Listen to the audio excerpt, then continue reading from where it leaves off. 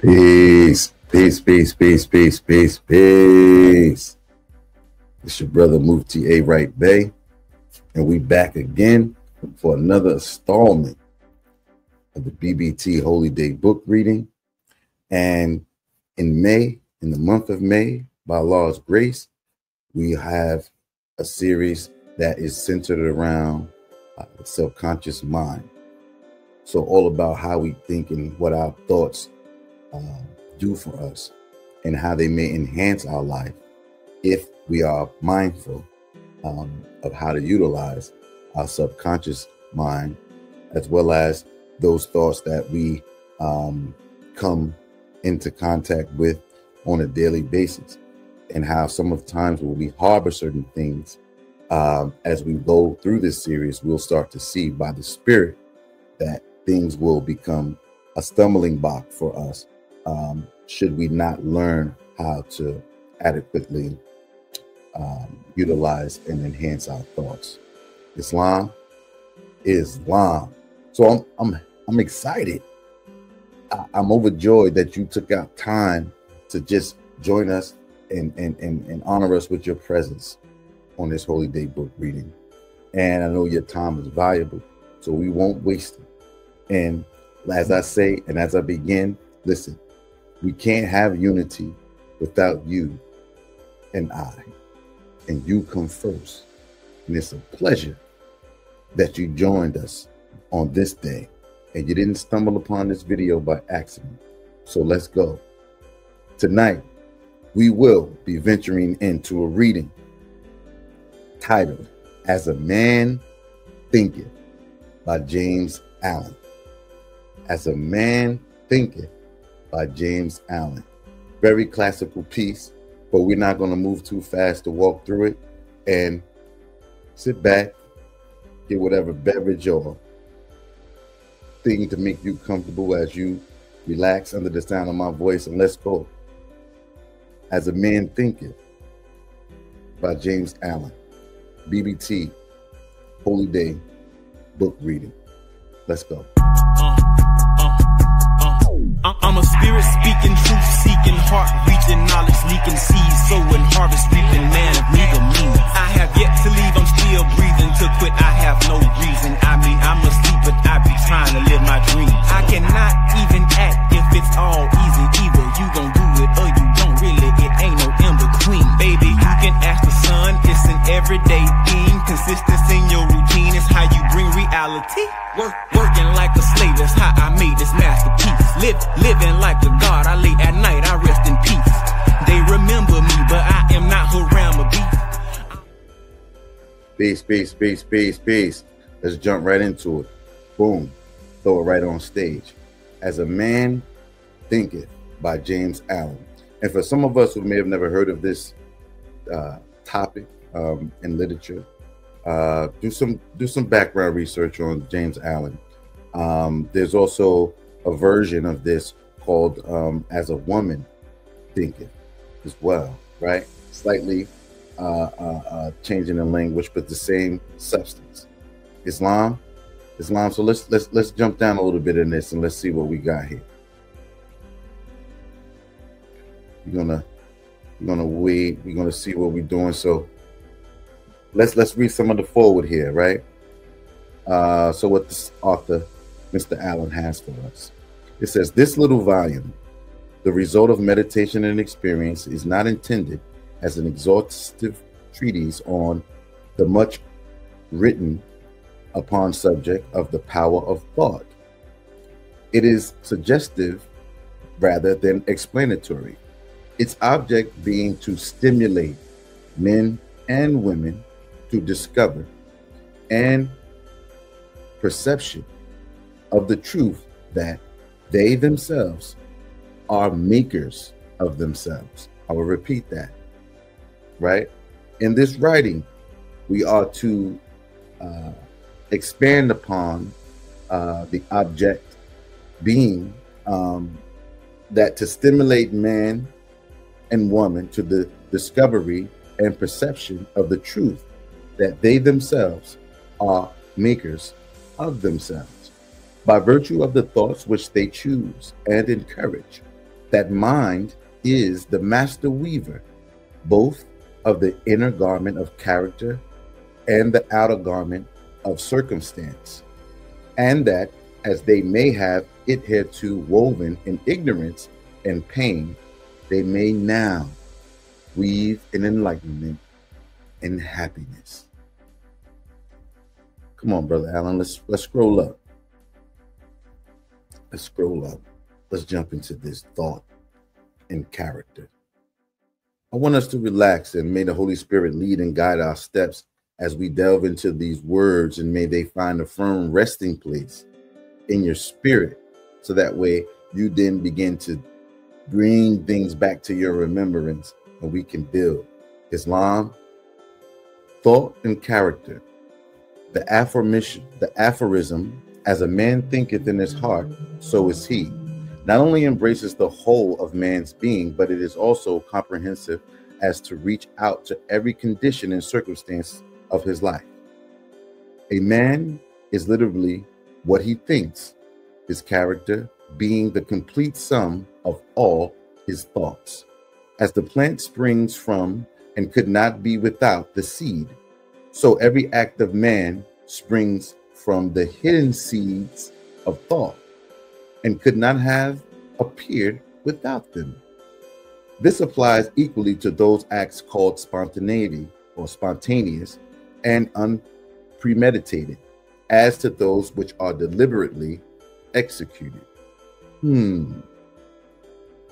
So as the writer brings out the illustration of a seed of thought, it brought me back to the Morris Holy Quran, when we speak about that that every seed, right, is has the potencies or the potentiality of their father or the creator of that seed.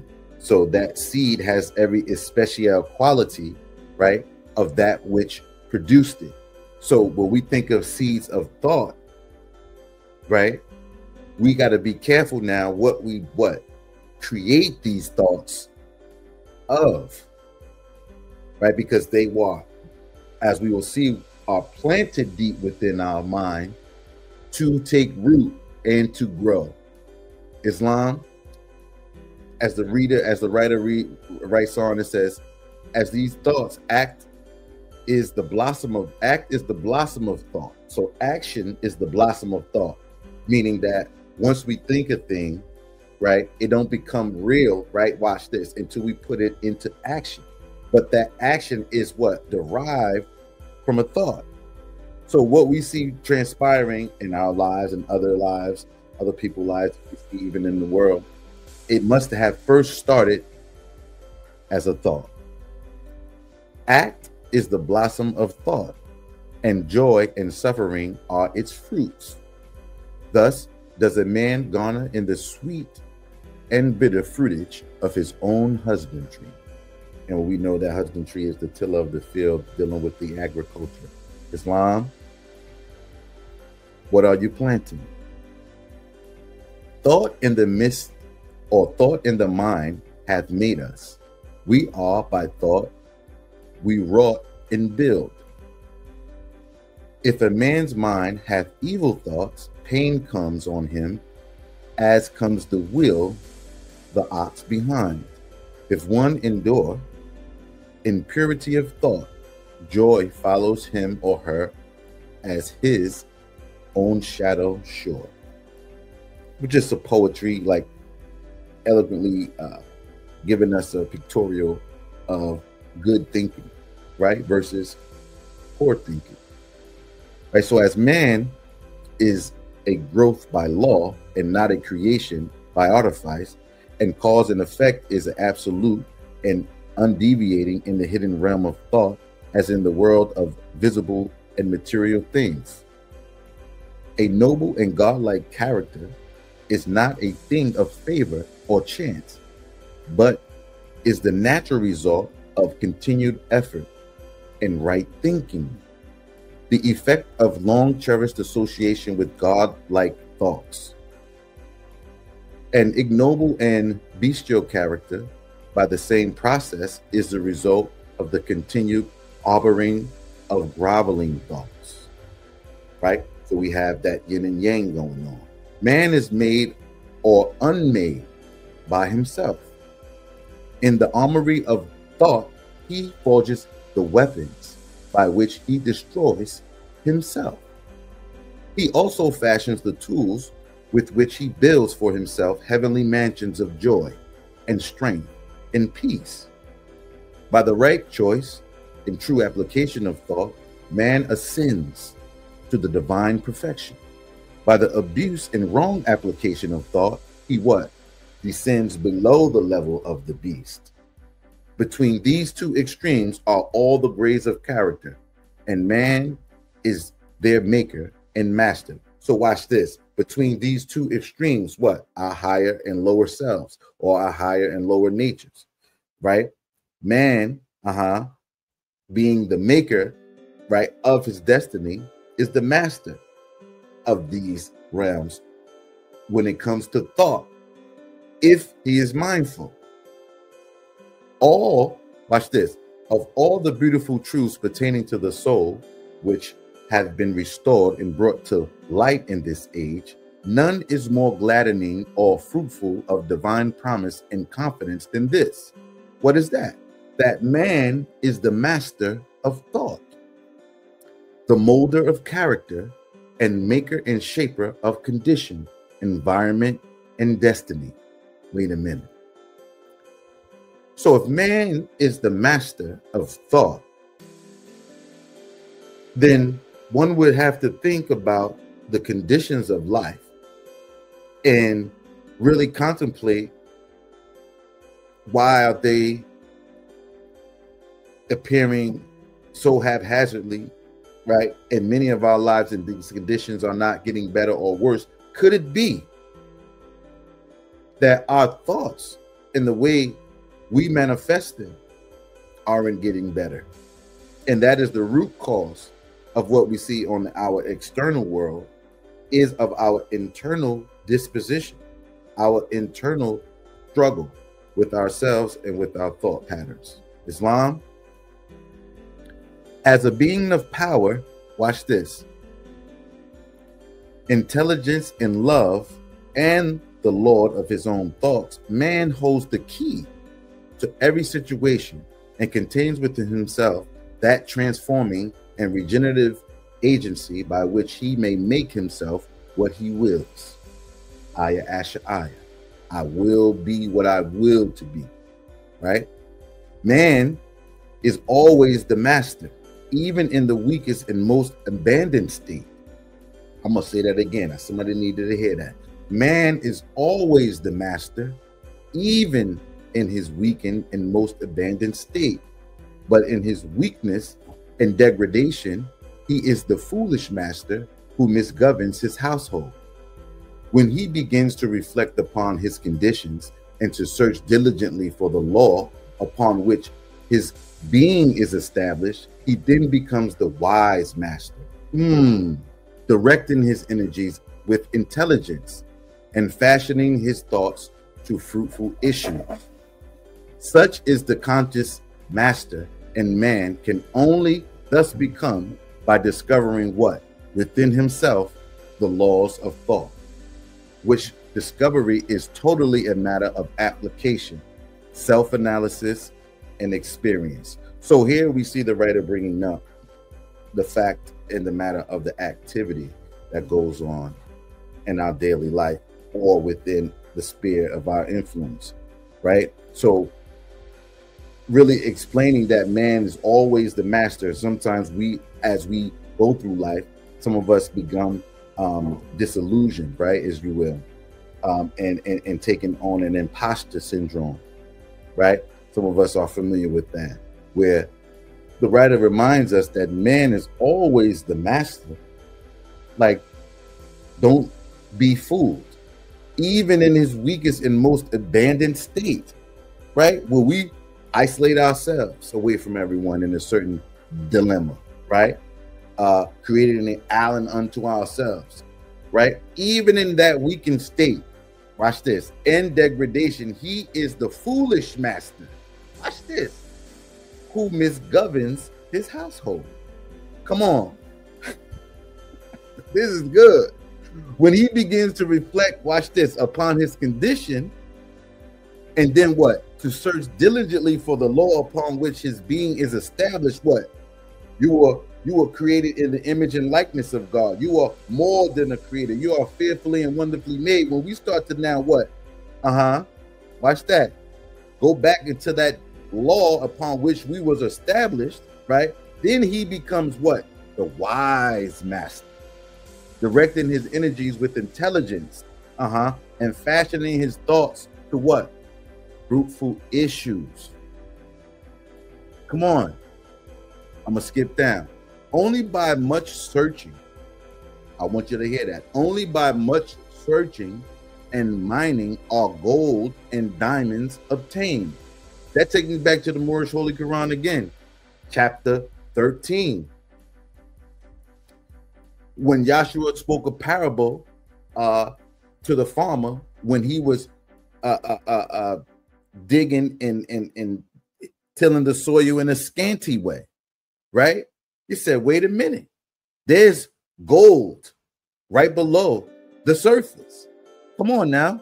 What the writer is impending upon us is that we are the masters of our fate, and that it begins in the thought process where we outline the way for our lives, right? But only by much searching and mining are gold and diamonds obtained. A man can find every truth connected with his being if, watch this, he will dig deep into the mind of his soul, and that he is a maker of his character. Come on. The molder of his life and the builder of his destiny. He or she may unerringly prove if he or she will watch, control, and alter their thoughts, tracing their effects upon him or herself, upon others, and upon his life and circumstances, linking cause and effect by patient practice and investigation, and utilizing every experience. Watch that. Utilizing every experience, even to the most trivial everyday occurrence, as a means of obtaining the knowledge of himself, which is understanding. Come on, selfology, wisdom, power in this direction, as in no other, is the law absolute, that he or she that seeketh will find it, and to him that knocketh it shall be open. For only patience, practice, and ceaseless importunity can a man enter the door of the temple of knowledge. Let's go. Come on, we working with good time. We're going to continue moving forward with the next section that's entitled Effect of Thought on Circumstances. Now, I want you to reevaluate these things for us who think less and really don't consider what we bring into our thought mechanism, if you will, which is our brain, our mind, right? And think that there may not be things there to harm us if we're not mindful. There are. A man's mind is, or a man's mind may be linked or likened to a garden, which may be intelligently cultivated or allowed to run wild. But whether cultivated or neglected, it must and will bring forth. If no useful seeds are put into it, then an abundance of useless weed seeds will fall therein and will continue to produce their kind.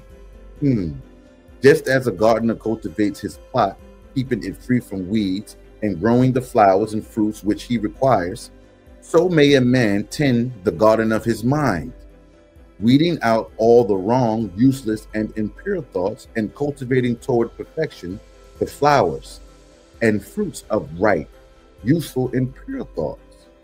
By pursuing this process, a man or woman sooner or later discovers that he is the master gardener of his soul, the director of his fate or life. He also reveals within himself the laws of thought and understanding with ever increasing accuracy, how the thought forces and mind elements operate in the shaping of his character, circumstances, and destiny. Thought and character are one. Thought and character are one. Thought and character are one. And as character can only manifest and discover itself through environment and circumstance, the outer conditions of a person's life will always be found to be harmoniously related to his or her inner state. What does this mean? This does not mean that a man's circumstance at any given time are an indication of his entire character, but that those circumstances are so intimately connected with some vital thought element within himself that for the time being, they are indispensable to his development. Every man is where he is by the law of his being. The thoughts which he has built into his character have brought him there. And in the arrangement of his life, there is no element of chance, but all is the result of law, which we know law governs all events, which cannot err. This is just as true of those who feel out of harmony with their surroundings as of those who are contented with them.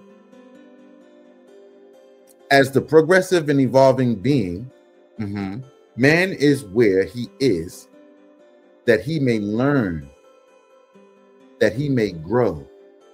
And as he learns the spiritual lesson, which any circumstance contains for him, it passes away and gives place to other circumstances.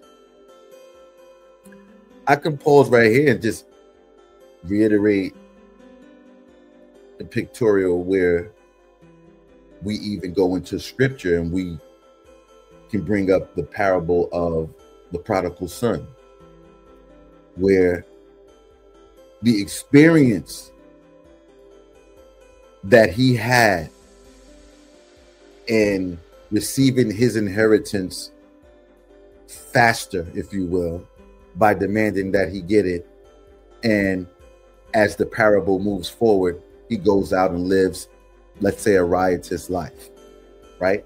But in doing so, the experiences that he faced in living that riotous life brought him back to his thoughts. For one day he thought to himself, as he was eating slop with the pigs, as the story, as the parable goes on, he thought to himself that in his father's house, watch this, the servants eats better than this, right? So that experience brought him back to his own thinking, right? And this is what the experience of life does to shape our character, or watch this, shape our thinking, right? Man is buffeted by circumstances so long as he believes himself to be the center of outside conditions, or watch this, as long as he believes himself to be the creature of outside conditions, right? So, but when he realizes, watch that, when we realize that we are, watch this, a creative power, and that we may command the hidden soil and seeds of our being out of which circumstances grow. Then, watch this, we become the rightful master of self. That circumstances grow out of thought. Every man knows who has for any length of time practiced self-control and self-purification for he will have noticed that the alteration in his circumstances have been in exact ratio with his altered mental condition. What do you mean? So true is it that when a man earnestly applies himself to remedy the defects in his character and makes swift and marked progress, he passes rapidly through a succession of vicissitudes. Meaning what? Experiences. Those things that you make up in your mind, like, you know what? I'm gonna do right. I'm gonna make amends. I'm gonna fix something that was wrong, or all of these things. Soon as we make up that what you say, thought in our mind to move out on, right? Then we watch this. Experiences start to line up right away. Right away after that. So watch this. So that thought can what? Manifest itself out in actuality or in the outer world, right? As it came from the inner man. Then now, okay, you made up your mind to do this, that, and third. Now, how it works, you're going to be placed in specific circumstances, right? To what? Formulate that thought, to substantiate it, watch, and to bring it out into action. Right? Watch this. The soul attracts that which is secretly harbors. We're getting into the subconscious here. Watch this. It says the soul attracts that which it secretly harbors, that which it loves, and also that which it fears. It reaches the height of its cherished aspirations. It falls to the level of its unchastened desires, and circumstances are the means by which the soil receives its own, right? So this made me go back to the scripture where we talk about that God hasn't given us the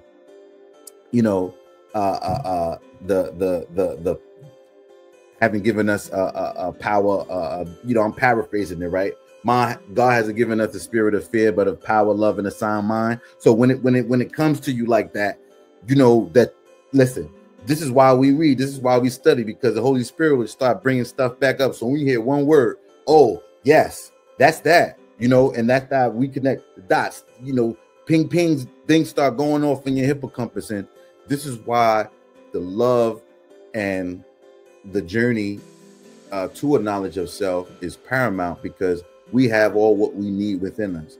We were endowed with it by our Creator. So it really, all the answer lies within. Islam, every thought seed sown or allowed to fall into the mind and to take root there, watch this, produces its own. I'm gonna say that again. Every thought seed or allowed to fall into the mind and to take root there produces its own, blossoming sooner or later into what? An action, and bearing its own fruitage of opportunities and circumstances. God's thoughts bear good fruit. Bad thoughts, bad fruit, right? Watch this. The outer world of circumstances shapes itself to the inner world of thought. As above, so below, as within, so without. The outer world of circumstance shapes itself to the inner world of thought.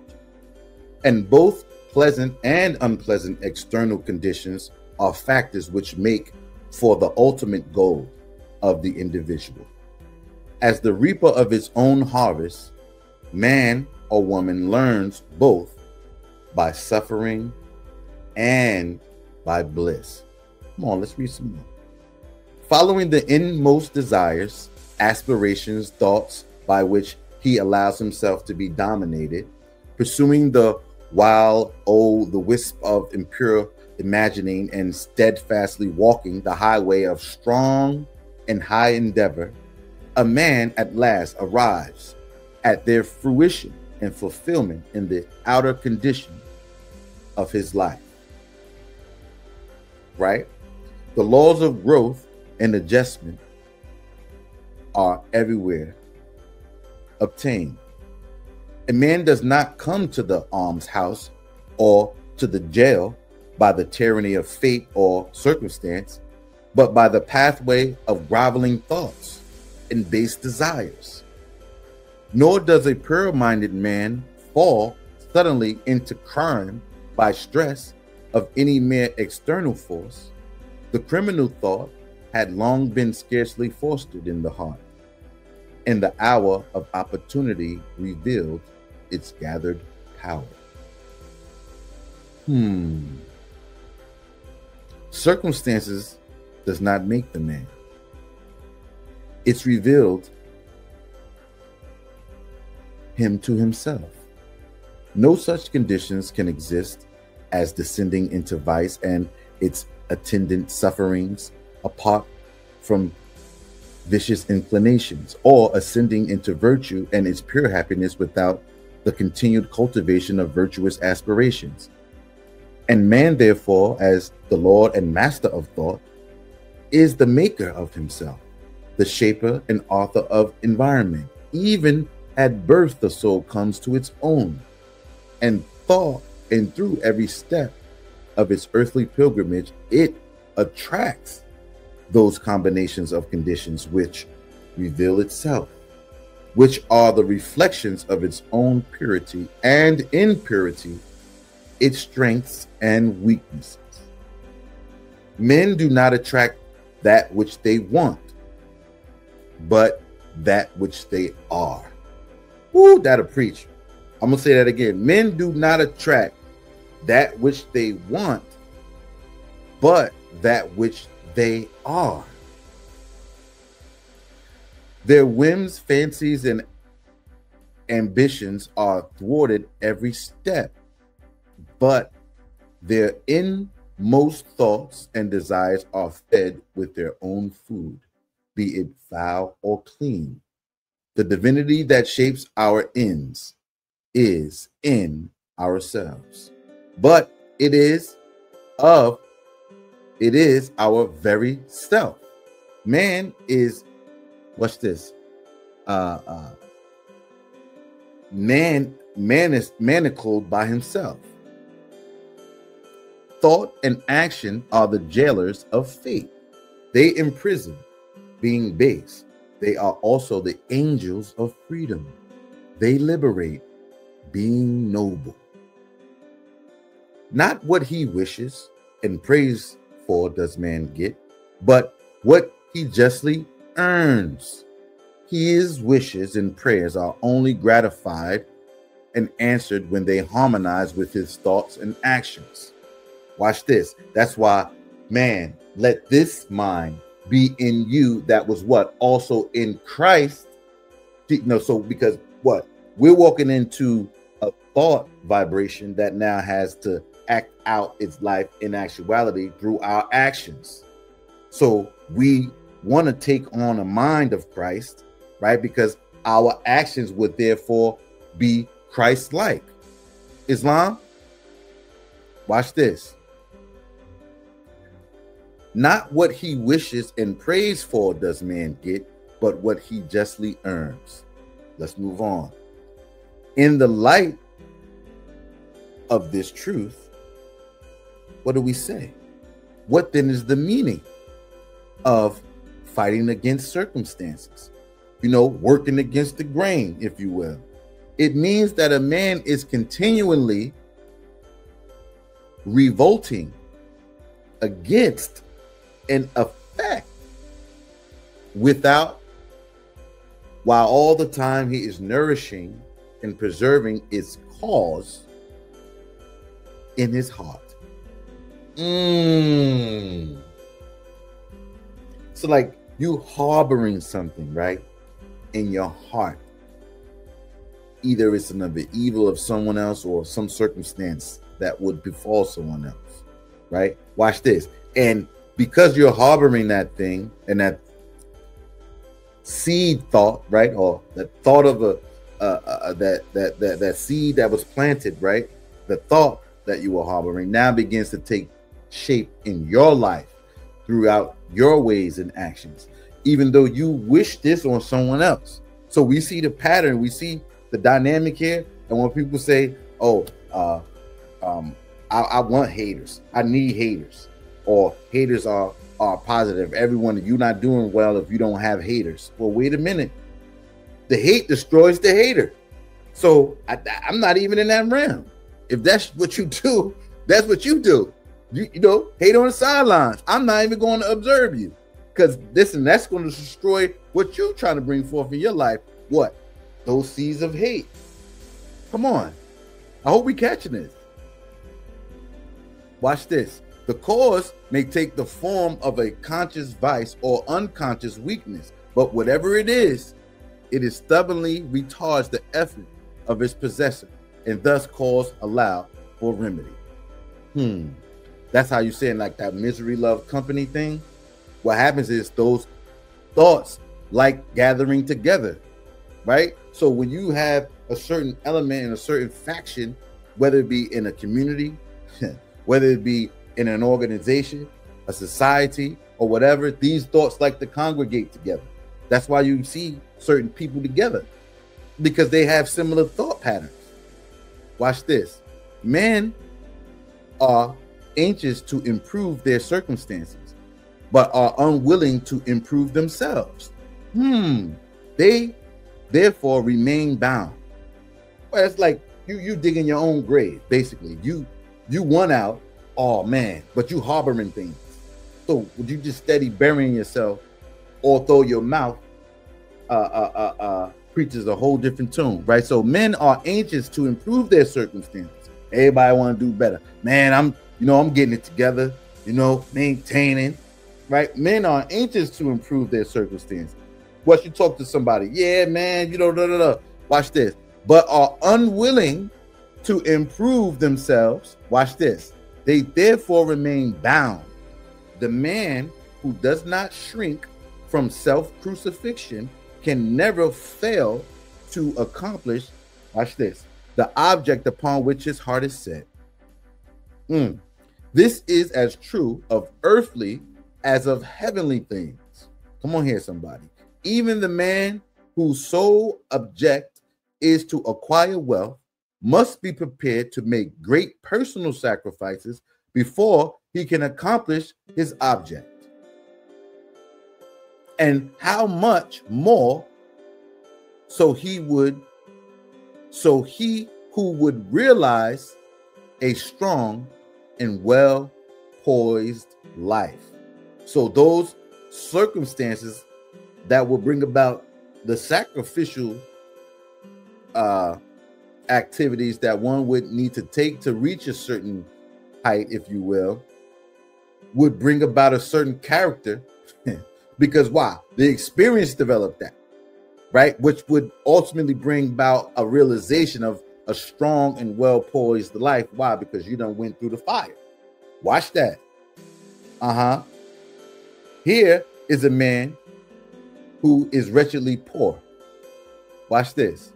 He is extremely anxious that his surroundings and home comforts should be improved. Yet all the time, he shirks his work and considers he is justified in trying to deceive his employer on the ground of the insufficiency of his wages.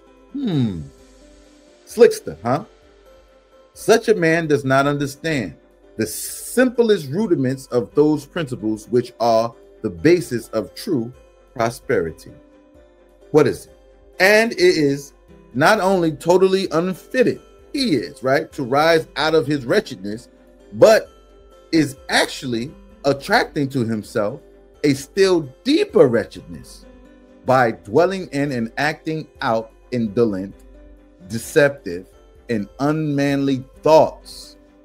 So your wage is not right. They don't really treat others right around here. So you know what? I'm not really going to perform. I'm going to do just enough. And I wish somebody would say something to me. Now watch this seed, this seed planted now in a man's or woman's mind who's thinking like this, doesn't realize, watch this, everything's about to start happening now. You're not really doing anything. What's happening? Yeah, all these other things. Well, what's happening? Yes, you heaping things on yourself, as in this example, that you don't need, in which you're trying to really alleviate. And we're gonna close with this couple of things right here. So here, watch this other example. Is a rich man who is the victim of a painful and persistent disease as the result of gluttony. He is willing to give large sums of money to get rid of it, but he will not sacrifice his gluttonous desires. He wants to gratify, watch this, his lower self, watch this, his taste for rich and unnatural viands and have his health as well. Now, such a man is totally unfit to have health. Why? Because he has not yet learned the first principles of a healthy life. One more example. Here's an employer who, watch this. Here's an employer of labor who adopts crooked measures to avoid paying the regulation wage, and in the hope of making larger profits, reduces the wages of his work people. Such a man is altogether unfitted for prosperity. Why? And when he finds himself bankrupt, both as regards reputation and riches, he blames circumstances, not knowing that he is the sole author of his condition. I'm going to close it out here. It says, I have introduced these three cases merely as illustrative of the truth that man is the cause, right? Though nearly always unconsciously, watch this, of his circumstances, and that whilst aiming at a good end, he is continually frustrating its accomplishment by encouraging thoughts and desires which cannot possibly harmonize with that end. Such cases could be multiplied and varied almost indefinitely, but this is not necessarily as the reader can, if he or she resolves, trace the action of the laws of thought in his own mind and life. And until this is done, mere external facts cannot serve as a ground of reasoning. Circumstances, however, are so complicated, thought is so deeply rooted, and the conditions of happiness vary so vastly with individuals that a man's or woman's entire soul condition, although it may be known to him or herself, cannot be judged by another from external aspects of his life alone. A man or woman may be honest in certain directions, yet suffer privations. A man or woman may be dishonest in certain directions, yet acquire wealth. But the conclusion usually formed that the one man or woman fails because of his particular honesty, and that the other prospers because of his particular dishonesty. Is this the result of superficial judgment, which assumes that the dishonest man is always totally corrupt and the honest man almost entirely virtuous? In the light of a deeper knowledge and wider experience, such judgment is found to be erroneous. The dishonest man may have some admirable virtues which the other does not possess, and the honest man obnoxious vices which are absent in the other. The honest man reaps the good results of his honest thoughts and acts. He also brings upon himself the sufferings which his vices produce. The dishonest man likewise garners his own suffering and happiness. It is pleasing to human vanity to believe that one suffers because of one's virtue, but not until a man has extirpated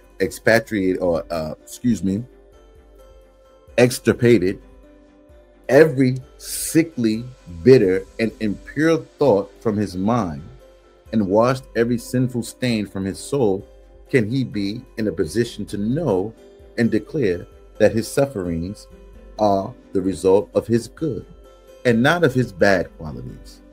And on the way to that supreme perfection, he will have found, working in his mind and life, the great law, which is absolutely just and which cannot give good for evil, evil for good.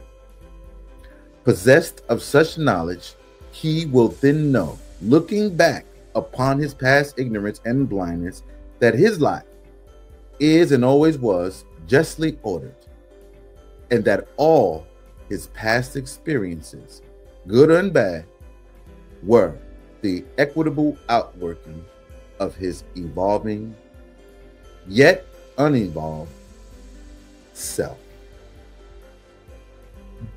Islam, family.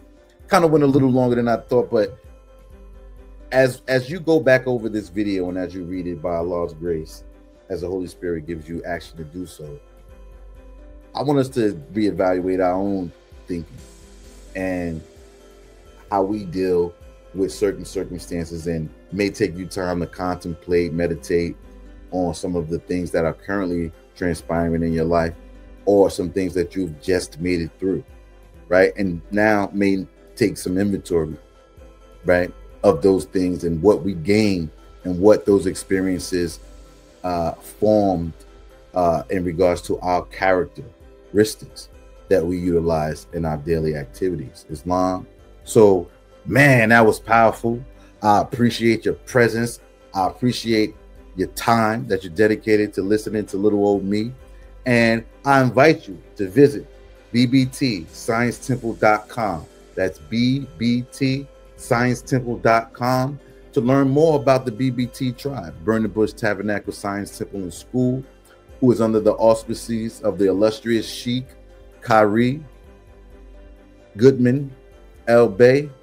And we invite all true light seekers to come and join unto us, because the truth has no sides. The truth is one, as man is with Allah. And as we do every holy day, by Allah's grace, we bring out some literature and these readings to edify our spirit, to give us food for thought, and to give us a little charge as we go throughout our weekend and, you know, what lies before us, right? So as we are in this series of the subconscious mind, and as a man thinketh and as a woman thinketh, we will continue to delve into our thoughts and continue to encourage each one of us to uplift our thoughts, right? So that we can rise above our conditions and ultimately bring forth what we truly desire. Islam. I want you to visit my pdfbooks.com. That's books with a Z. And you can find a plethora of literature pieces for you and your family, from spiritual to finance to holistic eating to diet to exercise. You know, we try to cover it all, the whole body, mind, and spirit here at the BBT. So we thank you for your ultimate time. And again, we also love to receive love. And that's in the form of financial donation. We also welcome that. Islam. So if you would like to reach out to us, you can find Burning Bush Tabernacle on PayPal, as well as on Venmo. Search up Burning Bush Tabernacle and you will find us there for a love offering as well. And we honestly appreciate that. Islam. So without further ado, we just ventured through As a Man Thinketh, kind of 2 or 3 sections just at the beginning. And if you would like to purchase this literature for a small donation where you receive a tax-exempt receipt as well, contact us at burningbushtabernacle.ts. That's TS, right? Tabernacle of Science, TS at gmail.com. That's burningbushtabernacle.ts at gmail.com. And listen, let me say something.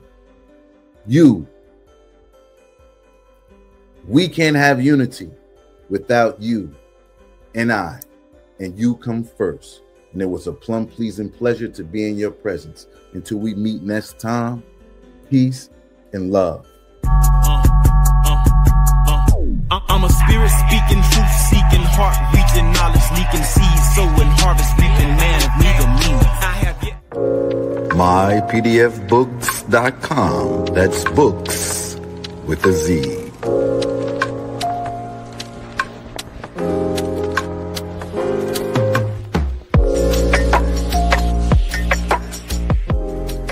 Once again, this broadcast has been brought to you by mypdfbooks.com. That's books with a Z, where reading fundamental. Also brought to you by bindedbooks.com, where treasures are bound. Be sure to get all of your teas at My Son's Teas, the tea of teas, divinely prepared at herbsofmyaunt.com. Be sure to check out all of those musical stylings by Brian Hicks Spade at bhspademusic.com. For your everyday items and religious regalia, be sure to check out morrishaberdasher.com. And for that everyday especial Morris strip, be sure to check out morsachi.com. And all of these companies are powered by ALO Design Pros. Design your online business strategy today.